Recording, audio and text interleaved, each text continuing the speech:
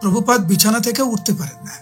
তো ওইখানে বিজ্ঞানীদের নিয়ে একটি সম্মেলন হয়েছিল এবং ভক্তিস্বরূপ দামোদর মহারাজ একজন বিজ্ঞানী হিসাবে ওই সম্মেলনে উপস্থিত ছিলেন এবং উনারও বক্তব্য রাখার একটা সুযোগ ছিল।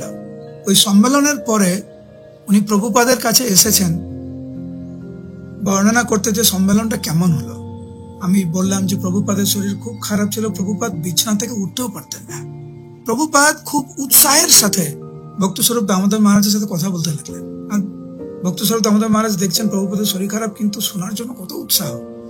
উনি বলতে লাগলেন, আমি এটা বলেছি, ওই বিজ্ঞানী ওটা বলেছে, ওর পরিবর্তে আমি এটা বলেছি। প্রভুপাদ খুব আনন্দ পাচ্ছে এটা শুনে। তমলকৃষ্ণ মহারাজ ওইখানে উপস্থিত ছিলেন।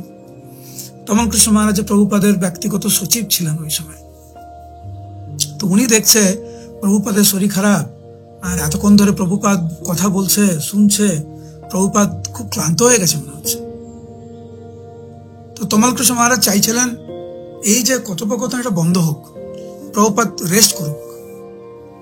উনি প্রভুপাদকে বলছেন, প্রভুপাদ আমার মনে হয় এখন কিছুটা কীর্তন শুনলে ভালো হয় না? মানে কীর্তনের সময় অন্যরা কীর্তন করবে, প্রভুপাদ শুধু শুনবে।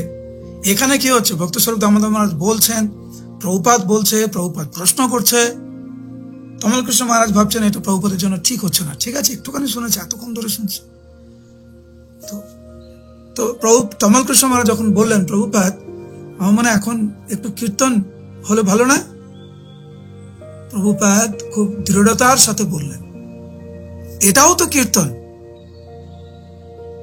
মানে তমলকৃষ্ণ মহারাজকে প্রভুপাদ বুঝাতে চাইছে এই যে ভক্তিস্বরূপ দামোদর মহারাজ যে প্রচারের সম্পর্কে উনার কাছে রিপোর্ট দিচ্ছে এবং উনি যে শ্রবণ করছে এবং উনি যে প্রশ্ন করছে, এটাও কীর্তন। আমি এটা বুঝাতে চাইছি এই যে ভাগবত নিয়ে যে আমরা শ্রবণ করছি, বলছি, এটাও কিন্তু কীর্তন। কীর্তন মানে কেবল এই ভজন আর হরে কৃষ্ণ মহামন্ত্র শুধু কীর্তন, শুধু এর মধ্যে সীমাবদ্ধ নয়। ভাগবত পাঠ করো হচ্ছে কীর্তন, ভাগবত পাঠ শ্রবণ করা হচ্ছে কীর্তন শ্রবণ